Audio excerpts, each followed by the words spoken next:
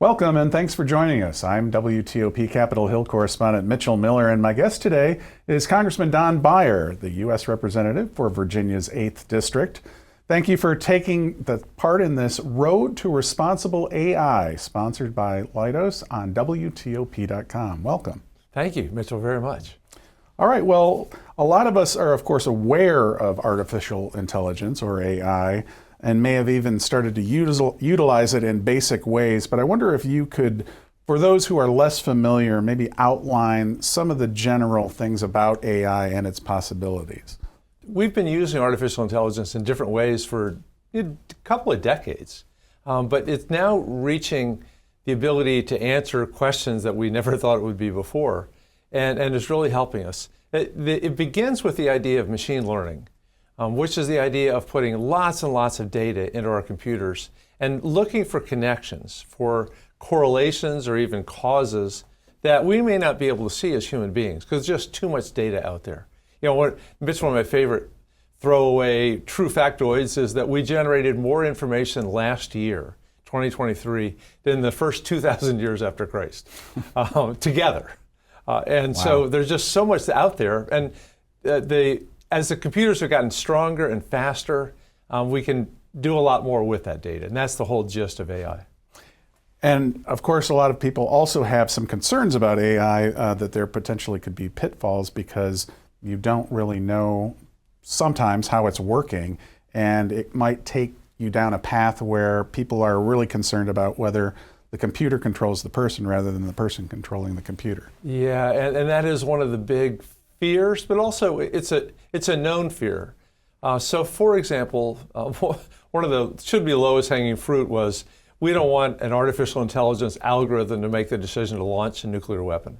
So we got a bipartisan bill, Ted Lieu, a Democrat, me a Democrat, Ken Buck a Democrat, and we got it into the Defense Authorization Bill. Now, human beings have to make that decision. Now we're trying to extend it to a lot of other things.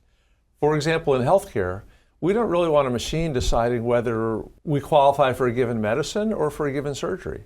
We still want a doctor or a human being to help us make that decision together.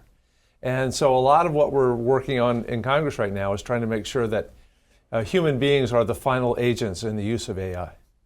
And I know we'll get to the specifics of the legislation in a moment, but do you feel that members of Congress, you're a member of the AI caucus, that they are starting to warm up to the idea of we really need to understand this as a public policy issue? Oh, very, very much so. In fact, I love to contrast it with what we didn't do on social media, which is virtually, we didn't do anything for the 25 years it's been around, except make it so we couldn't sue them.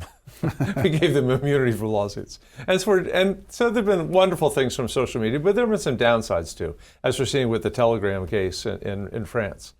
So we're trying to get ahead of that.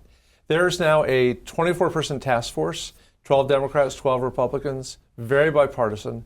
Just last week we met and endorsed the first 14 bills. And I believe it was unanimous endorsement. I think the expectation is every one of us would co-sponsor every one of those bills. So we're trying to get ahead of it. And I hope and expect that we will pass up to a dozen AI meaningful bills this year and put them on the president's desk. So it sounds like there really is bipartisan support for this. So far, and we've worked really hard.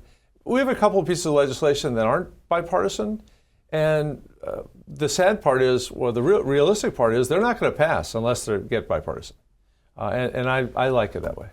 Right, and looking at social media, for example, one of the big issues was transparency, and a lot of people were wondering, well, how does my child get, led to this conclusion or to this site? Whereas with AI, it does seem you as a legislative body and others are taking a much bigger interest in the transparency of the data sets and what actually moves these decisions. Yeah, and then there's two, you're absolutely right, and I think there's many different facets of it, but let me jump on two. One is bias in the data sets.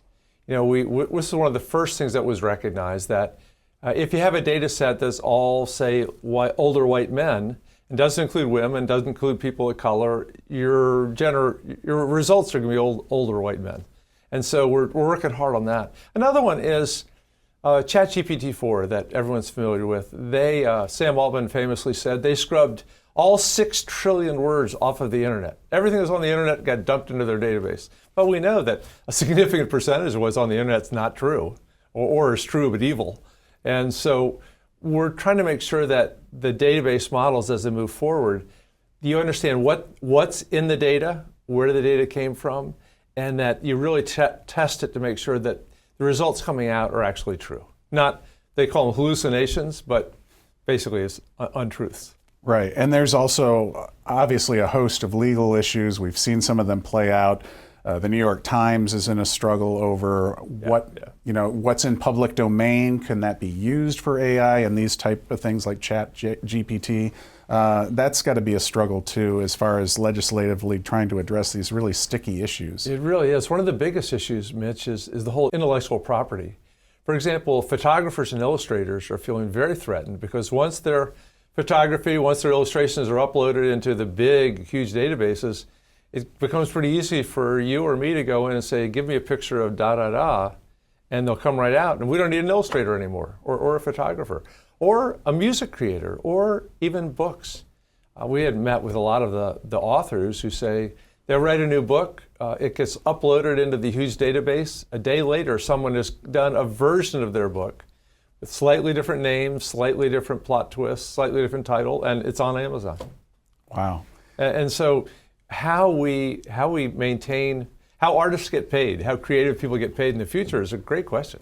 Yeah, I have a friend who happens to be a videographer who has mentioned some of these things, like if you create everything artificially, what happens to the gaffer, the person that holds the microphone, the camera person, et cetera. How open have you found your fellow lawmakers to discussing these big issues, because they are pretty complicated and they take a long time to sort out? A lot, Mitch. It's amazing how many meetings we seem to have per week. You know, the Congress is sort of also broken up into lots of little caucuses, and there's an artificial intelligence caucus that meets all the time. One of the ideological caucuses, the New Dems, have an AI subset that meets all the time. And I could literally spend 2.5 days a week just going to AI meetings on the Hill. And the good news is we want to get ahead of it.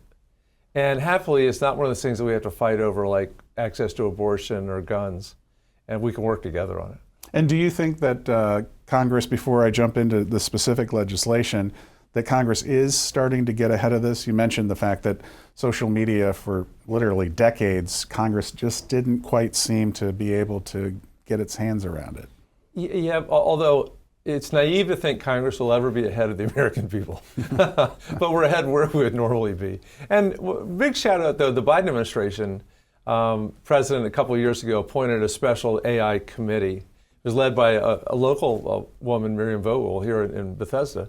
And they put out, the president, on their work, put out the largest executive order in American history on artificial intelligence.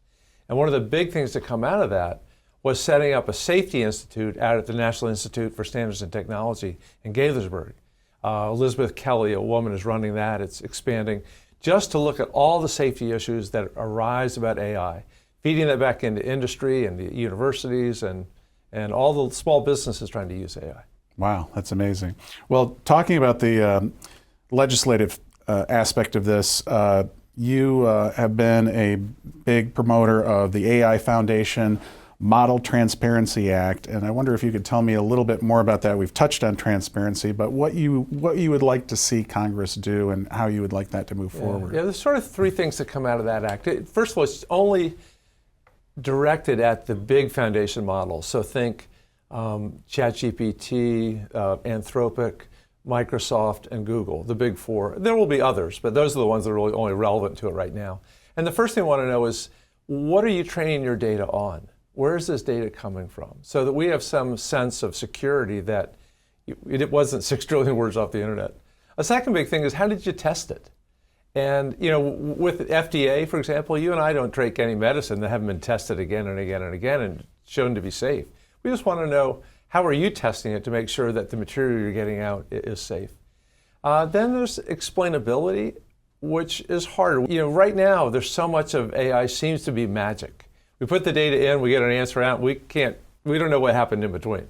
So learning little by little to have the AI model say, I suggest you do this and here's why. And then the last piece is ratings, that there are more and more companies jumping up that say, ask the same question for the 4 different models and then tell me which answer you think, which one gave you the best answer? Which one is the most trustable in terms of your experience? And then what kind of response are you, as lawmakers and others that are involved in this, are you getting from these companies, the Googles of the world, Alphabet, et cetera? Because I know that there have been complaints, frankly, from your fellow lawmakers on some of the committees when they were dealing with social media issues. Either somebody didn't appear to testify, or they seemed reticent to give their data up because of proprietary reasons, that type of thing. It's been much better than the social media. In fact, we still don't have a privacy law in the United States. It's remarkable. It's one of the big fights over reproductive freedom was that right to privacy guaranteed in the Constitution. But so we're trying, and we've gotten really close in a bipartisan way. It failed last month, but we're going to keep doing it. In the meantime, it is the big AI leaders have been the ones coming to Congress a number of times in the last couple of years saying, please give us some guidelines. Give us, what the benchmark should be. They don't want it to be like Europe. The European Union has done their own AI Act, which is widely seen as very prescriptive, very regulatory. We want a light touch. We want people still to be creative and feel they have a lot of freedom to innovate. So it's a light touch approach, and I think they like it because they want to know what the rules of the road are. Right. I mean, there have been a lot of complaints, as you know, about that regulatory approach in Europe, that it feels like, at least for the private sector, that it's stultifying, that they are trying to do these things that are literally taking us to a new level, and that it could slow that down. Yeah, and you just have to look at where is the innovation coming from. Almost all of it is in the United States, and very little of it is in Europe. And they have smart people, well-educated people, but they have not set up the kind of innovative economy and dynamism that we have here, and we don't want to lose that. Do you think that this kind of momentum, because it does sound like there is some momentum legislatively and intellectually on Capitol Hill, is going to keep moving forward? It seems like that there is a different approach than there was, not to keep going back to social media, but it does seem that there is quite a difference. Yeah, I think so. I think we all see the 14 bills I mentioned that we've unanimously ratified this year as just the stepping stone.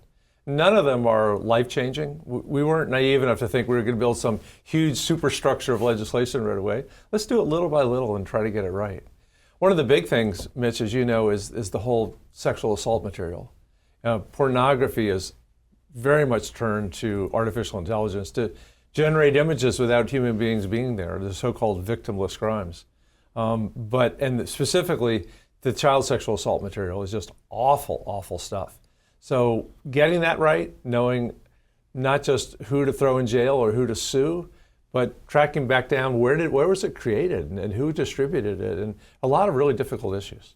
Right, and since we're right in the middle of a campaign, of course, there's been a lot of red flares that have gone up recently over AI in connection with political advertising and claims and making it appear that a candidate has done X, Y, or Z. Do you have concerns about that? Well, there have been lying in campaigns for a long time. True. And one of the things I rely on is that most of us have BS detectors. We can say, that doesn't sound right. But there are a number of pieces of legislation specifically going after deepfake ads. One just says any use of artificial intelligence in a political ad needs to be disclaimed. This is generated by, or even penalties. The Federal Election Commission has been unwilling so far to pick up that gauntlet. They don't want to be regulating it yet, but Congress is getting close to trying to do something meaningful about it. And then just lastly, you talk to constituents all the time, some of them who are very involved with this issue, some of them who maybe just know very little about it or have heard about it. What are you hearing from people just at large as you talk to them? Is there a lot of interest in this and a lot of curiosity, I would think? A huge curiosity, some fear. Mm-hmm. The biggest fear, of course, is job elimination. That a lot of jobs, before, most of our job elimination had to do with menial tasks. Now it's getting to be a much more complicated task that can disappear. Copy editors, for example. One of our big jobs in our offices is legislative correspondence. Because I represent Northern Virginia, we do about 120,000 letters a year outgoing. But you can use ChatGPT to help you with a lot of that, because the letters are flowery, but they're pretty good. All right, and finally, it sounds like you have generally, though, an optimism about where things are going with it. Yeah, I do, Mitch. And my great optimism is what it's doing for healthcare. Our kids and our grandkids are going to be living to 110 to 120 years old. The breakthroughs on the healthcare every single day are really exciting for us. All right, brave new world. Well, thank you very much. We will leave it there. I'd like to thank today's guest, Congressman Don Beyer, the U.S. Representative for Virginia's 8th District. I'm Capitol Hill correspondent for WTOP, Mitchell Miller. For more on this discussion, visit WTOP.com and search The Road to Responsible AI.